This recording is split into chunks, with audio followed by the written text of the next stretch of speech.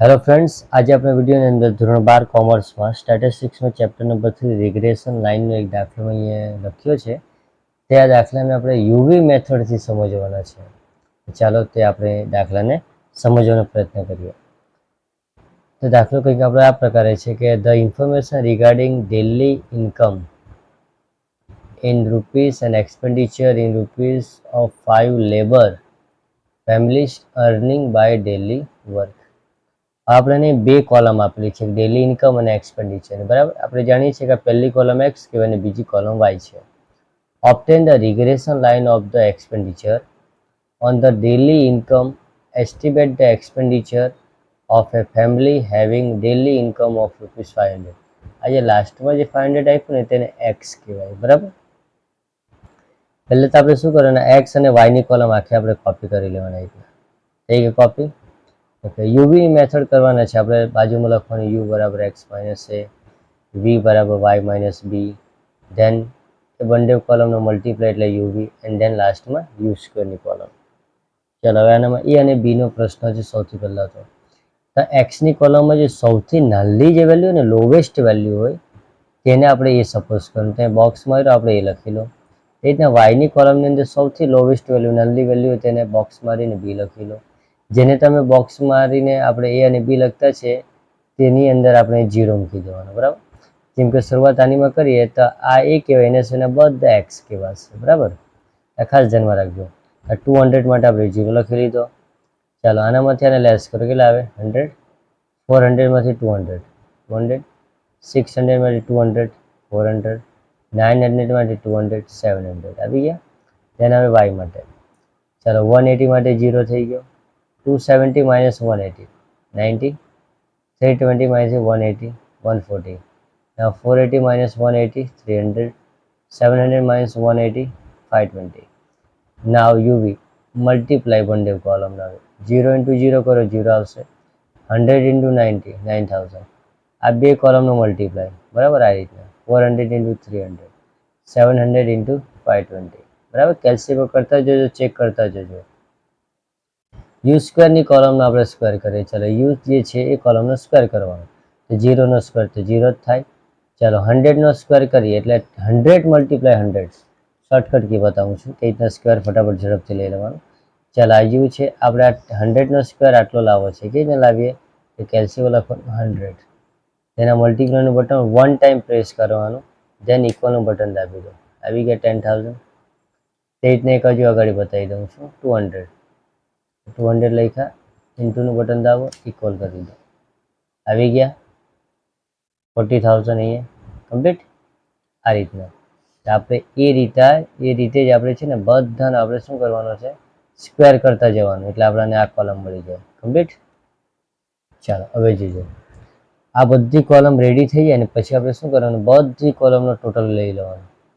બધી જ કોલમનો આપણે ટોટલ કરવાનો. બરાબર, ચાલો આ એક્સની કોલમનો ટોટલ કરો એટલે સિગ્મા એક્સ આટલા મળી જાય. વાયની કોલમનો સિગ્મા વાય, આ સિગ્મા યુ થઈ ગયો, આ સિગ્મા વી થઈ જાય. આ યુવી છે એટલે સિગ્મા યુવી કહેવાય, ને આ સિગ્મા યુ સ્ક્વેર થઈ જાય. ચાલો આપણે ફોર્મ્યુલા મારવાનો, X bar is equal to sigma X upon N, Y bar is equal to sigma Y upon N. ચાલો સિગ્મા એક્સ એટલે શું કહેવાય, આનું ટોટલ મુકાઈ ગયો. એન એટલે ઓબ્ઝર્વેશન 1 2 3 4 and 5, તો 5 લગાવી ગયા. 480 આવી ગયો. સિગ્મા વાય એટલે વાયનો જે ટોટલ આવ્યો 1950 એ લખવાનું આપણે. એન એટલે આપણે બધાનો ટોટલ 5 લખી દેવાનો. ડિવિઝન કરો એટલે 390. એના પછી આપણે કરવાનું છે કામ, બીનો ફોર્મ્યુલા લખવાનો.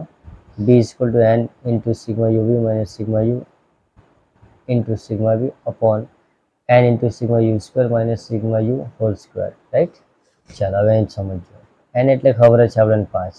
સિગ્મા યુવી કઈ લખાય, યુવીની કોલમમાં જે ટોટલ આપેલો છે ને 521 તે લખવાનું. અહીંયા વેલ્યુ લખવામાં જરાય પણ ઉતાવળ નહીં લેવાની. Minus two minus sigma U અને સિગ્મા વી. સિગ્મા યુ એટલે શું કહેવાય, અહીં રહ્યો ટોટલ મળી ગયો. સિગ્મા વી એનો ટોટલ અહીં રહ્યો. બરાબર, તે આપણે બંને મૂકી દેવાનો બ્રેકેટમાં. ધેન એન એટલે 5 છે જ. યુ સ્ક્વેર એટલે યુની કોલમનો જે ટોટલ હશે કેટલા છે 7 લાખ તે લખવાના આપણે. જે રીતના સિગ્મા યુ અહીંયા સ્ક્વેર નથી, ઓનલી સિગ્મા યુ છે.